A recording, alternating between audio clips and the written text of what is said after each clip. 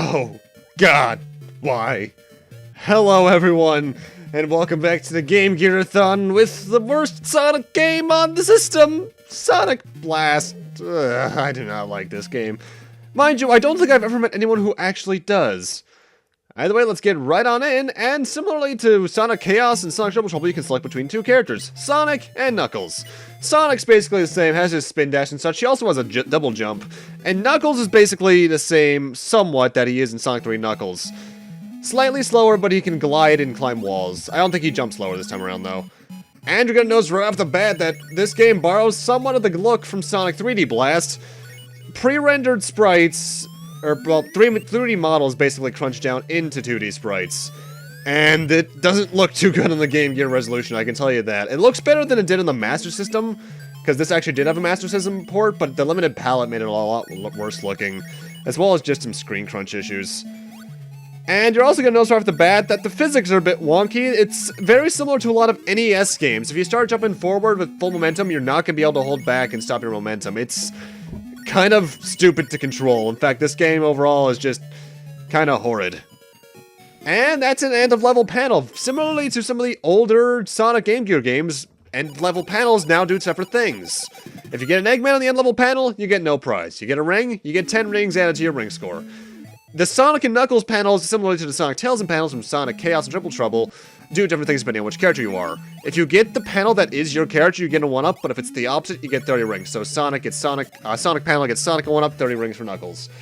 An Emerald gets you a free continue, and a Super Sonic panel gives both characters a 1-up and 30 rings.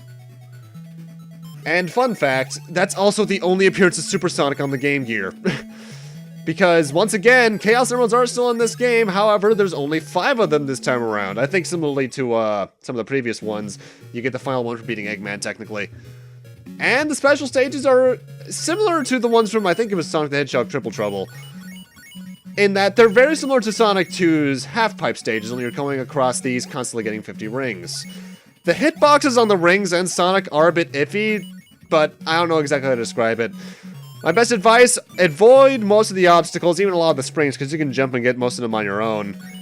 And you should do fine. In every single special stage throughout the game, you need to get 50 rings.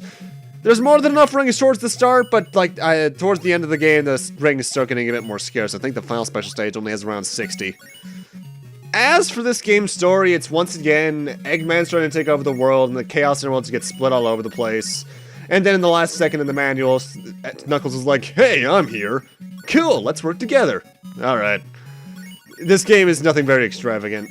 Though, a fun little fact actually, this I believe was the last Game Gear game released in Japan. What a way to go out. Ugh. It's kind of sad to see a semi-decent system go out with such a pretty shit game. Mind you, if I recall, the last officially released NES game was Wario's Woods, and that's kinda iffy as well. Now, the thing is about special stages is that, if I recall, all acts in the game actually have them, but the Chaos Emerald special stages are only located in each zone's Act 2. However, there's 5 Chaos Emeralds and only 5 zones, meaning 5 Act 2s. If you screw up getting a Chaos Emerald just once, be it with the one in the middle, one in the beginning, or one at the very end, you're screwed. You need to start back over so you can get them all again. And that is stupid! Either way, Green Hill Act 1 and 2, as I completely skipped over talking about them, very easy stages. It's there to get you used to the controls. It's also not very interesting, so yeah.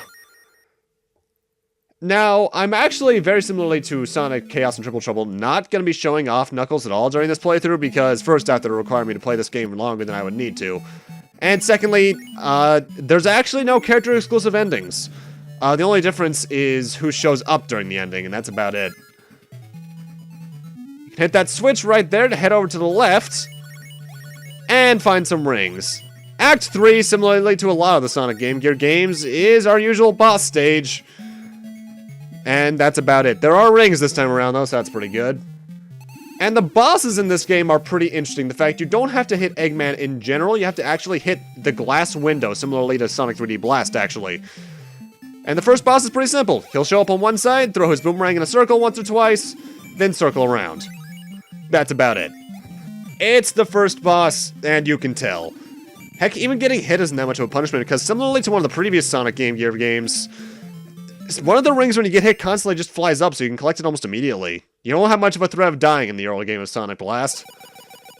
Also, the end and beginning act splash screens are really weird looking, because these don't look like Sonic splash screens. They look more like something out of like a puzzle game. And with that, now we're in Yellow Desert. That's generic. Which doesn't really have much going for it. It has some sandstorm, not sandstorms, quicksand things, I believe, but none of it's really that threatening or interesting. Admittedly, you might think in some levels that Knuckles has a bit of an advantage in the fact that he can climb on walls. But the thing is, Sonic's double jump actually really does break the game, because you get a good amount of altitude out of it. Also, that was Act 1, it's really quick. The Act 1s in general are actually really short just because you don't need to find any Chaos Emeralds in them. Also, I think you get an extra life every 50,000 points, by the way. Anyways, in terms of items you can actually find in the stages, there are basically the usuals. 10 rings, a shield, which absorbs 1 hit, speed shoes, invincibility, and then there's actually 2 types of 1-ups. Sonic 1-ups and Knuckles 1-ups. I think they actually just switch depending on which character you're playing, but you only get a 1-up if you're playing as the character they are. A marker, which is the usual down arrow like the previous games that just is basically a checkpoint. An Eggman, which is no reward, and question mark boxes, which grant any of the other power-ups. And this section's kind of annoying. The Chaos Emerald is actually in this area. What you want to do is head left twice, and then jump into the top right hole to reach the special stage ring. But yeah, the special stages overall, harder than 3D blasts, but they're still fairly simple. They don't even really get any kind of visual distinction like some of the ones in Sonic 3D Blast did. They're all just kind of boring. Though they seem to be going for a bit of a Sonic 3 effect, and it's not really working too well. Also, one really weird thing about the Master System version of this game is that they didn't scale the HUD properly. Like, the screen has a much larger resolution, so you can see more of the screen at any given time.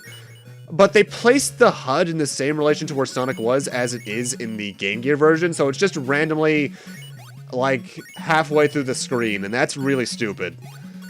I have a feeling that this game wasn't really that worked hard on. Like, they worked hard on enough on it to finish it, but they didn't really care much. It feels like it was just going to be a cash-in on the Sonic 3D Blast idea. Mind you, if I recall, when I first saw this game, which wasn't actually through the usual collections, I first saw this game, I want to say somewhere early YouTube? Like 2008 or so? I forget exactly when. And I thought this was a fan, either a fan game or a unlicensed title. I was wrong. I'm sorry, not unlicensed, bootleg. There we go. I use those terms wrong a lot. Either way, Acts 2 and 3 actually have a decent amount of quicksand pushing you around, but honestly, none of them are too hard. The one annoying thing about some of the special stages in this game, though, is that, more often than not, after you finish the special stage, whether you win or lose, it actually sends you back a ways so you can find your way back into the level where you were. It's kind of annoying, and I don't like that. Mind you, this game also has just some weird physics things in general. Like, if you hit an enemy in your spin dash, if you don't hold down after hitting it, you'll just keep on running. You don't go back into your dash after hitting an enemy, you actually pop into a running position. Which can get you hit in certain areas, but if you know how to avoid it, it's nothing too bad at least.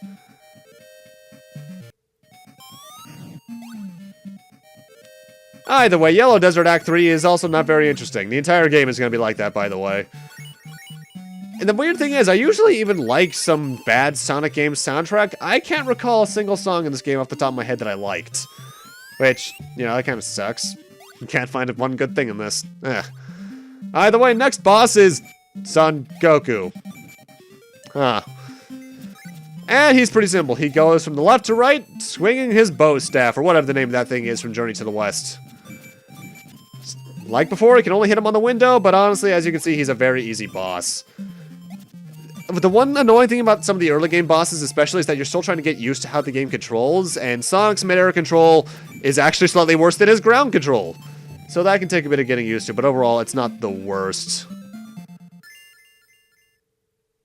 Admittedly, I do have to say what they were trying to do with this game was kind of ambitious for a handheld title, especially in, I think it was like 96.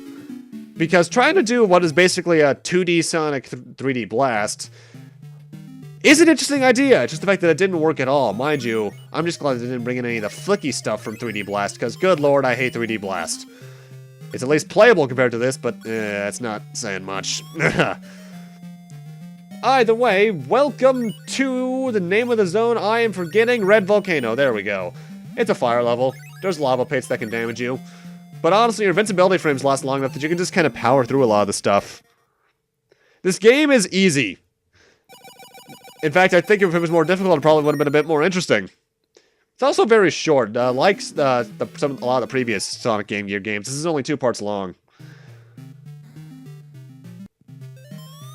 Red Volcano Act 2 is more of the same, though there are a few interesting enemies in this zone, like one that you can basically use as a makeshift spring in order to get up to some higher areas. Admittedly, one thing I do like about the stages in this game is that they tried to do the Sonic 3 hide the special stage idea, which in my eyes is a bit better than the Sonic 1 and 2 go to the end of the act. No, Sonic 1 go to the end of the act and Sonic 2 hit the checkpoints. Mind you, a lot of the Game Gear games did do that, so I guess they're just following tradition at this point. Though thinking about it, going back to the point I was talking about earlier about how this was pretty ambitious, I'm trying to remember, when did the Donkey Kong Country handheld games come out? Donkey Kong Land, I think? I know we're in another special stage, but honestly, I've said everything I need to say about these before. Springs send you forward at a higher speed, soda boosters, bumpers just send you backwards, that's about it. Let's see, Donkey Kong Land. Donkey Kong Land was June 26, 95, and this was roughly November of 96, so about a year later. So it's not the first game to try and do something like this, but it also did it severely worse. Oh, that's right, they actually made Donkey Kong Land 2 and 3. I forget about that a lot. Mind you, as I've stated before, Donkey Kong Country is a game that I admit I can see why people like it, but I just find it kind of bland. I'll probably do it at some point, but I don't know when. Also, actually, the special stages are actually a bit tied into the plot, because Eggman's also trying to find the Chaos Emeralds if you look in the manual. That's a word, Kyle. And if you actually fail to get 50 rings before reaching the Chaos Emerald, which is very possible, Eggman will come in at the last second and snatch the emerald from you. These things work pretty similarly to things we've seen before in like Lava Reef Zone. Just spin dash on them and they'll move forward. I forget if Knuckles has a spin dash, actually. Mind you, he can just climb this wall anyway.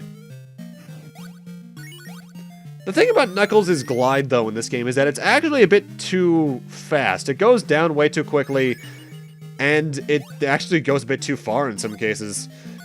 And those control issues are made even worse in an upcoming area because, good lord, the next zone sucks. If there's anything I can say that I like, though, it's that the zones are actually at least decently lengthed. If you're just going through the zones, not going for the Chaos Emeralds, you can probably beat all the stages in, like, 20 minutes-ish. So that's pretty good, though the next zone is easily the longest just due to its nature, which we'll get to next part. Not looking forward to that. Playing it was bad enough. The steam vents in this stage kind of suck, admittedly, but I know how to just go, like, powering through it. Though, actually, you may have seen, I still have rings even though I got hit. This game employs something similarly to, what game did that first? I think, Triple Trouble? Where, you don't lose all your rings when you get hits. You lose amounts varying on what hits you. No, I think you always lose 10. Actually, you do. You always lose 10. Which, interesting idea, not very well implemented, though, because it makes some of the boss fights a bit too easy, actually. Though we're at what I consider to be probably the most annoying out of the original boss fights that's not the, final boss. Not the hardest, just the most annoying due to the way he moves around.